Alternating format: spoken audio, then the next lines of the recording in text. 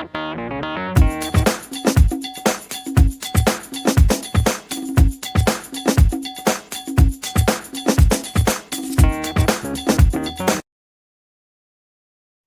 chers auditeurs, voilà, je veux cette fois-ci vous présenter les postes de l'actif circulant et de la trésorerie active du bilan. Au fait, vous montrer un peu comment on montre le bilan à partir de la balance des comptes, c'est important.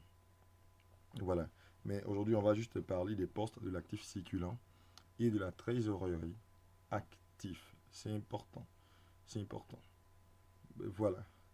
Ok, donc déjà il faut dire que le bilan actif, voilà, l'actif du bilan est subdivisé en trois grandes parties. On avait déjà vu, je crois, dans une autre vidéo, les postes de l'actif immobilisé. Voilà, donc on a maintenant les postes de l'actif circulant et de la trésorerie actif.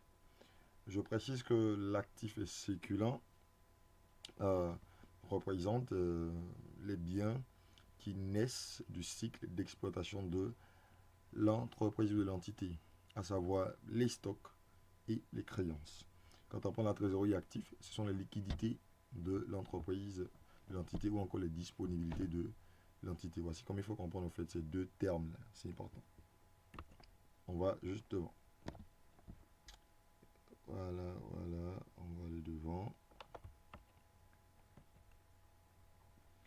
Ok.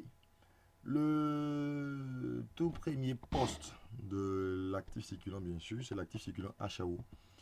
HAO qui signifie hors activité ordinaire. Ok, je vais vous montrer quelque chose rapidement. Je vous montre quelque chose, vous allez voir. Voilà. Vous voyez, en fait, ce qui est devant vous, c'est le bilan modèle 6 quad. Bilan modèle 6 quad. Parce que le bilan que vous devez déposer aux impôts, c'est le bilan modèle 6 quad. Et donc, vous voyez juste ici, juste après le total actif immobilisé, qu'est-ce qui vient? On a actif circulant HAO. Actif circulant hors activité ordinaire. Donc, la question qu'on se pose, quelle est la valeur de ce poste? C'est la question que vous posez. C'est-à-dire que déjà, il faut retenir que vous avez votre balance à côté de vous. Vous avez la balance des comptes à côté de vous. Voilà. La balance des comptes, je vous l'ai dit, pour ceux qui gèrent par exemple la comptabilité avec le logiciel Sage Comptabilité, vous tirez la balance des comptes à partir du menu État. Voilà, je précise la balance à 6 colonnes. Vous la tirez. Et puis, vous avez ça avec vous, sur papier, physiquement. Voilà. Et donc là, vous voulez remplir par exemple le poste actif circulant HAO, hors activité ordinaire. Au fait, c'est un actif circulant qui n'a rien à voir avec l'activité normale de la structure de l'entité. Ok. Voilà. Mais la dernière fois, je le disais, dans chaque poste du bilan, il y a des comptes. Donc, chaque poste du bilan est lié à des comptes en comptabilité ou dans le plan comptable général ODA. C'est important. Donc, l'actif circulant HAO est lié à quel compte au juste? C'est ce qu'on veut vous montrer. Parce que si vous savez à quoi est lié l'actif circulant HAO, vous allez pouvoir, je dirais, bien chercher sur votre balance pour voir est-ce que vous avez ces comptes sur la balance? Est-ce que ces comptes, je dirais, sont soldés ou pas? Parce que si ces comptes sont sur la balance et qu'ils sont soldés, ce poste, je dirais, n'aura pas de valeur. Mais si ces comptes sont sur votre balance et ne sont pas soldés, ils sont soit débités au créditeur, alors vous aurez, je dirais, une valeur pour ce poste. Actif circulant HAO. Donc, on va revenir sur notre PowerPoint. Voilà, on revient sur le PowerPoint. Je vais mettre en mode projection. Voilà, en mode projection. Merde. Voilà, c'est ce que je cherchais. J'attendais. Voilà. Donc, voici un peu l'actif circulant HAO. Quand on prend l'actif circulant HAO, il y a deux comptes qu'on retrouve dedans. Voilà. Je précise que l'explication que je donne actuellement, c'est par rapport à la valeur brute, hein, la valeur brute de l'actif.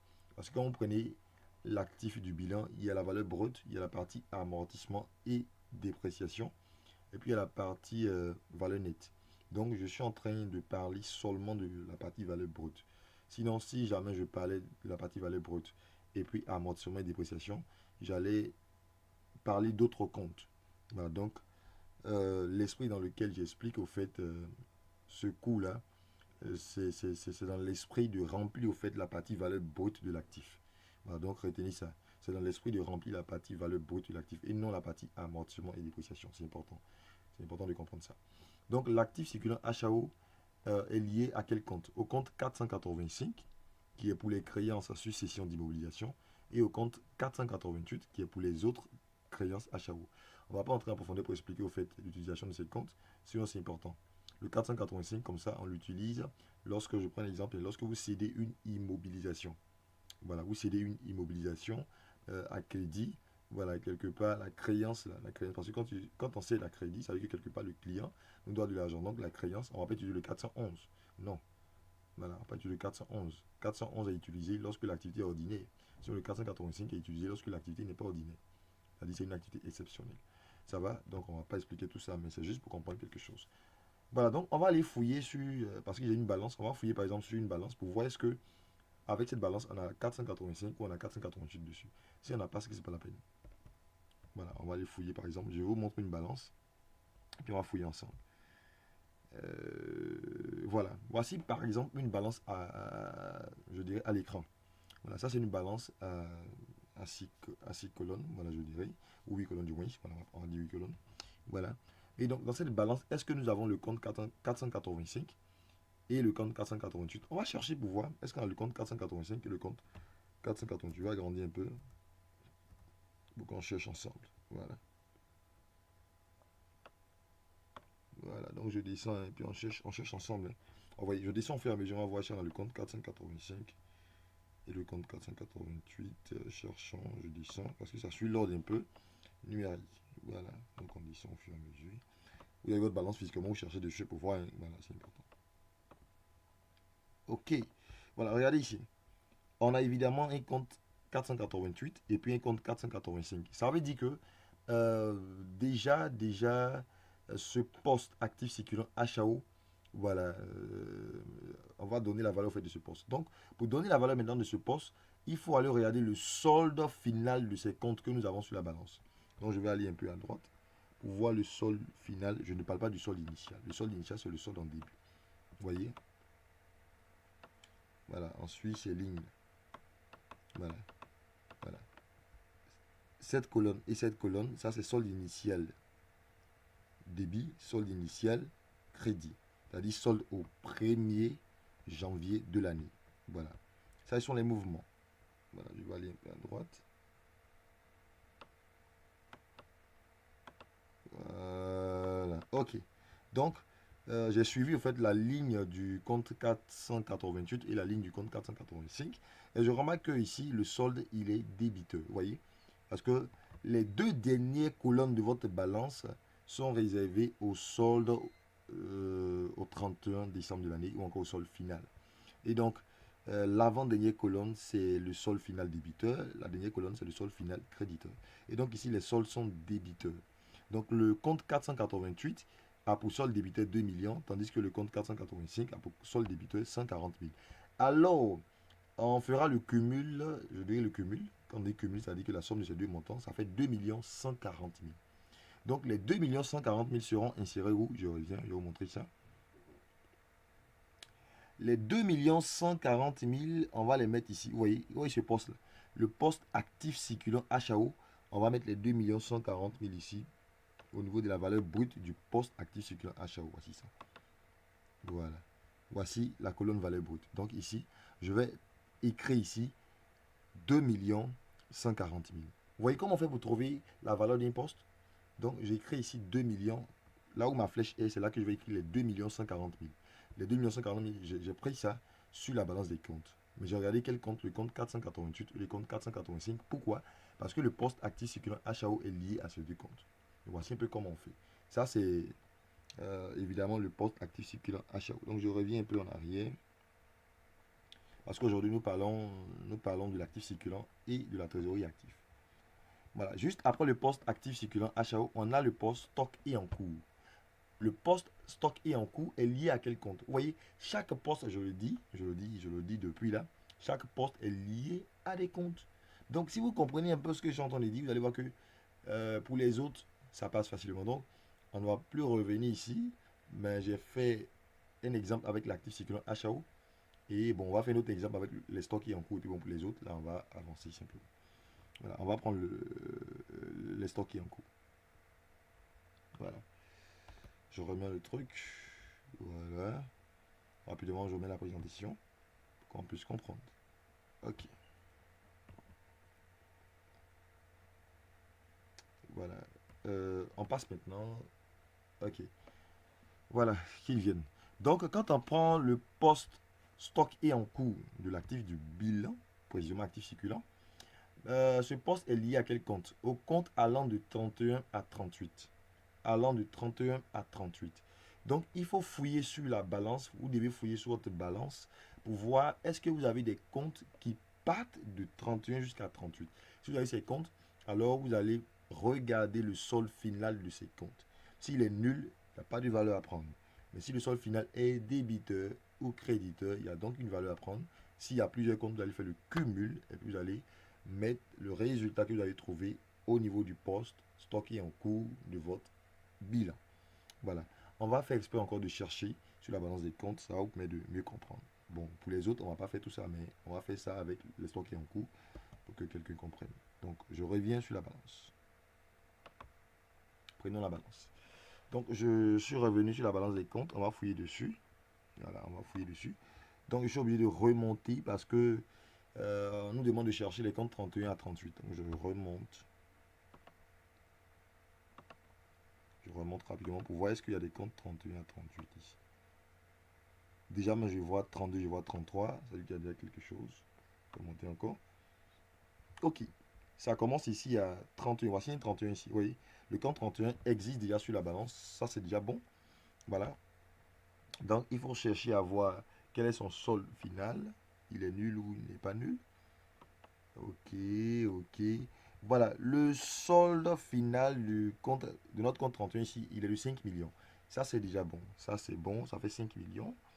Je vais descendre pour voir les autres comptes que j'avais vus parce que j'avais vu un 32, si je ne me trompe pas. Voilà, vous voyez. Il y a un 32 ici, puis il y a un 33. Donc, 32 et 33 aussi sont pris en compte. Donc, on va aller vers la droite pour voir quelles sont les valeurs. Voilà. Donc, le compte 32 a pour solde débiteur 7 827 856 et le compte 33 a pour solde débiteur 5 732 282.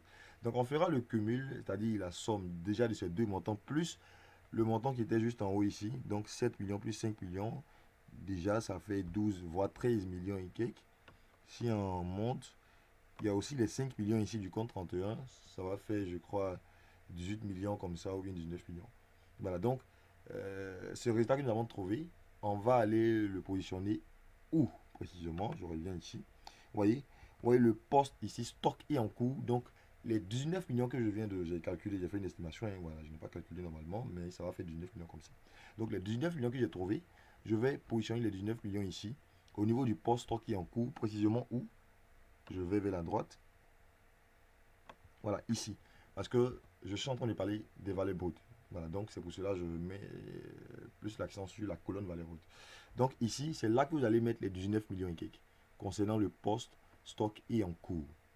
Poste, stock et en cours. Vous voyez, comme on a trouvé les 19 millions, comme on a trouvé les 19 millions, ou comme on a trouvé la valeur du poste, stock et en cours qui se trouve sur le bilan, on a pris la balance des comptes. On sait que le poste, stock et en cours est lié au compte allant de 31 à 38. On cherche sur la balance pour voir est-ce qu'on a les comptes 31 à 38. Si on a ça, on fait la somme des valeurs que nous avons au niveau du solde final, bien sûr, je précise. Pas le solde initial, pas le mouvement, mais les soldes final sur le 31 décembre de l'année. C'est important. Voilà. Donc, on va continuer avec les autres comptes pour voir un peu qu'est-ce que nous avons dit là. C'est important. Voilà, je remets la présentation et puis on va avancer.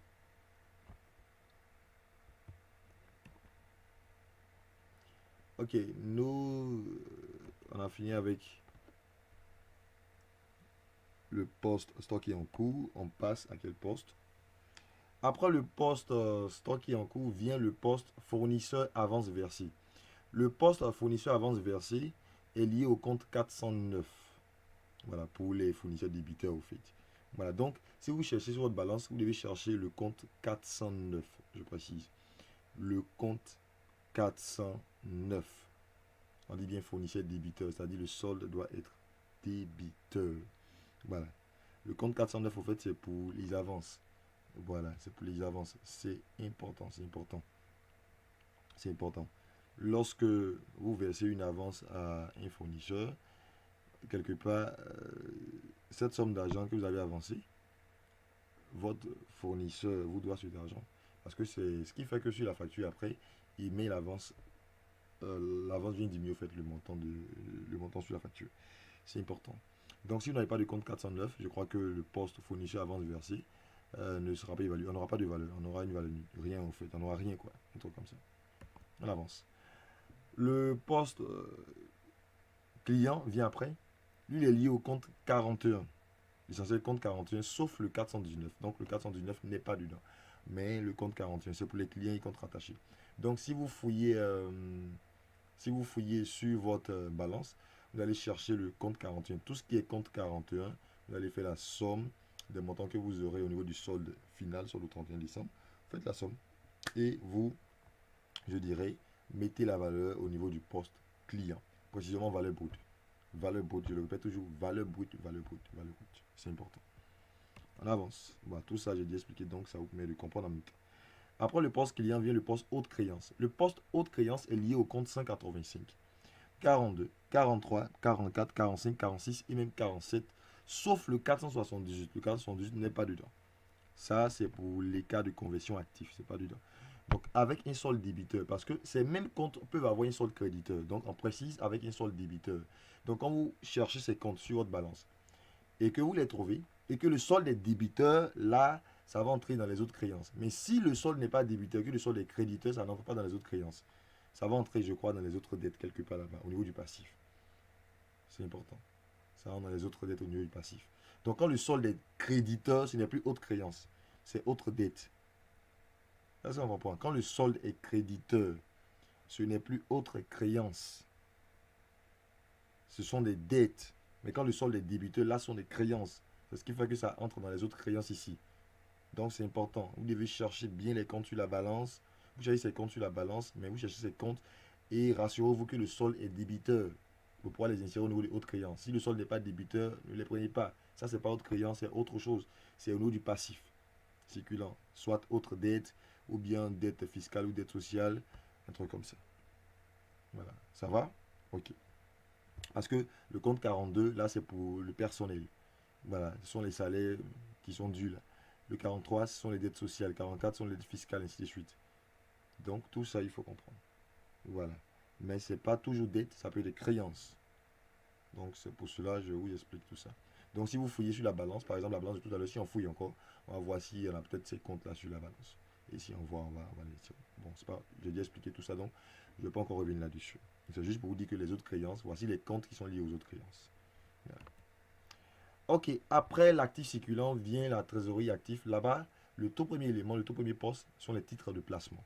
Donc, quand vous prenez, je dirais, le poste titre de placement, le compte qui est lié au poste titre de placement, c'est le compte 50. Donc, si vous cherchez sur la balance et que vous voyez un compte 50 sur la balance, alors vous regardez son solde final, son solde le 31 décembre. Quel est son solde? Si c'est par exemple 10 millions, je ne sais pas quoi, vous prenez ça et puis vous mettez ça au niveau du poste, titre de placement, valeur brute, je le précise, valeur brute. Voilà, valeur brute, c'est important. Voilà. Bon, si vous voulez, on peut chercher. Bon, cherchons, on va chercher pour voir. On va faire l'effort de chercher sur la balance. Comme vous voulez voir, cherchons. Ok, on va chercher pour voir si est-ce qu'on a un compte 50 par exemple ici. Voilà, je vais descendre, on va descendre. Voilà, descendons. Je descends, hein. Où est-ce qu'on a un compte 50 bon, je suis pas sûr. Je vais dépasser même. Voyez, après le 491 vient le 521. Il n'y a pas de compte 50. Donc, du coup, si sur des balances, par exemple, des comptes que nous avons, il n'y a pas de compte 50. Ça veut dire que, quelque part, cette entreprise ne détient pas de titre de placement. C'est ce que ça veut dire. Hein. L'entreprise ne détient pas de titre de placement. Les titres de placement, c'est soit des actions, des obligations. C'est cible à moins d'un an. Un truc comme ça. Voilà, c'est-à-dire, on fait des spéculations dessus sur le marché financier. C'est important. Ok, mais là, on n'a pas de compte 50. Donc, le comptable n'a pas enregistré, je dirais, de titre de placement dans ses livres journaux. Donc du coup, le compte titre déplacement de notre ici, voilà, je vais descendre. Je viens ici un peu, voilà. Voilà, vous voyez, voici le poste titre de placement. Donc le poste titre de placement ici n'aura pas de valeur. On n'aura pas de valeur au niveau de ce poste. Pourquoi? Parce que quand je cherche sur la balance, il n'y a pas de titre de placement. Le titre de placement ou les titres de placement sont liés au compte 50. On n'a pas vu le compte 50 sur la balance. Donc le poste titre de placement, on n'aura pas de valeur. On n'aura rien. On n'aura pas de valeur. Il n'y a rien à mettre au niveau du poste titre de placement. Ça va rester vide dans le bilan. Ça va? Ok. On va prendre les derniers éléments et puis on achève tout ça. Donc, vous voyez que ce n'est pas compliqué. Je pense que si vous suivez bien ce que je suis en train de dire, vous allez pouvoir facilement monter votre bilan, que ce soit actif, passif, vous allez monter ça facilement. C'est pas compliqué. C'est vrai, on ne présente pas tout dans cette vidéo, mais je pense qu'on comprend déjà. Donc, comme je le disais, pour savoir quels sont les comptes qui sont liés à tel poste, vous devez vous référer au tableau de correspondance bilan qui se trouve dans la plaquette comptable, qui se vend à 6 000, voire 7 000. On peut avoir ça avec des cabinets d'expertise comptable. Vous pouvez avoir ça aussi avec moi. Si vraiment vous en voulez, vous faites signe, laissez des commentaires et puis voilà, vous allez avoir ça. Mais c'est ce qu'on appelle la plaquette comptable. Elle est différente du dépliant. C'est pas le dépliant, mais c'est une plaquette comptable. Voilà. Ok, bon, je termine avec les derniers éléments. Après titre de placement, normalement, vient les valeurs encaissées. Bon, on va voir ça. Voilà, ok. Voilà. Donc, valeur encaissée. Le poste qui suit titre de placement, c'est le poste valeur encaissée. Lui, il est lié au compte 51. Donc, si vous cherchez sur votre balance des comptes, vous cherchez le compte 51. Si vous n'avez pas de compte 51, c'est pas la peine. Il n'y a rien à mettre. Si vous avez un compte 51, vous regardez le solde. Vous regardez le solde final, le solde au 31 décembre. Vous regardez le solde, débiteur ou créditeur. Débiteur ou créditeur, mais je pense que ça soit. Je pense que c'est débiteur. Voilà, vous regardez le solde. Si c'est 10 millions, vous prenez les 10 millions, vous mettez au niveau de ce poste, au niveau du poste valeur encaissée. S'il y a plusieurs, vous faites la somme de tout et puis vous mettez aussi. C'est bon, voilà. Après ça vient le dernier poste de la trésorerie active, c'est banque, chèques postaux, caisse et assimilés. Ce poste de la trésorerie active est lié au compte 52, 53, 54, 55, 57, 581 et 582 avec un solde débiteur, je le précise. Parce que ces mêmes comptes se retrouvent au niveau de la trésorerie passif. Donc, il faut faire très attention. Quand vous cherchez ces comptes sur la balance des comptes, il faut prêter attention au solde. Quand le solde est débiteur, alors il doit être lié au poste banque, chèque, postaux, caisse et assimilé. Mais si le solde est créditeur, c'est plus ça. Ça va ailleurs, ça va au passif. C'est lié à un poste de la trésorerie passif là-bas. Au niveau de la trésorerie, parce qu'il y a des découvertes là-bas, bancaires, escompte de crédit ordinaire, et puis un autre truc là, voilà, un truc comme ça. Donc, voilà, donc faites très attention. Sinon, les comptes qui sont liés au poste banque, chèque, postaux, caisse et assimilé, ce sont les comptes 52, 53, 54, 55, 57, 581, 582, avec un solde débiteur, pas avec un solde créditeur. Lorsque le solde est créditeur, ça va au niveau de la trésorerie passif, mais pas au niveau de la trésorerie active. C'est important. Donc, de bien regarder. S'il y a plusieurs comptes, faites la somme aussi, et vous allez trouver. Un dernier élément. Le dernier poste de l'actif du bilan, c'est le poste écart de conversion actif. Lui, il est carrément isolé, il est vers le bas, il est seul là-bas. Avant le total actif, quoi, c'est l'écart de conversion actif. Lui, il est lié au compte 478. Donc, si vous cherchez le compte 478 sur votre balance, que vous ne le trouvez pas, c'est qu'on ne va rien mettre dans ce poste. Il n'y a aucune valeur. Mais si vous trouvez, vous regardez le solde final. Quel est son solde? Le solde final. Si c'est 2 millions, vous prenez 2 millions, vous mettez ça au niveau de la valeur brute de l'écart de conversion actif, du poste écart de conversion actif, vous mettez la valeur là-bas. Et voici comment on fait. Voilà. L'écart de conversion actif, en fait, c'est une perte probable de change. Voilà. Normalement, les écarts de conversion active, on les enregistre au 31 décembre. Au 31 décembre, voilà, c'est dû au fait à la monnaie qui fluctue. Il y a des variations. Voilà, quand vous, je dirais, vous faites des transactions libellées en monnaie étrangère, ça arrive. Voilà, ça arrive, ce genre de trucs-là. Voilà. Voilà. Mais seulement, ce qu'il faut retenir, que le poste écart de conversion actif est lié au compte 478. S'il n'y en a pas de compte 478 sur notre balance des comptes, alors on n'aura rien à mettre au niveau de ce poste.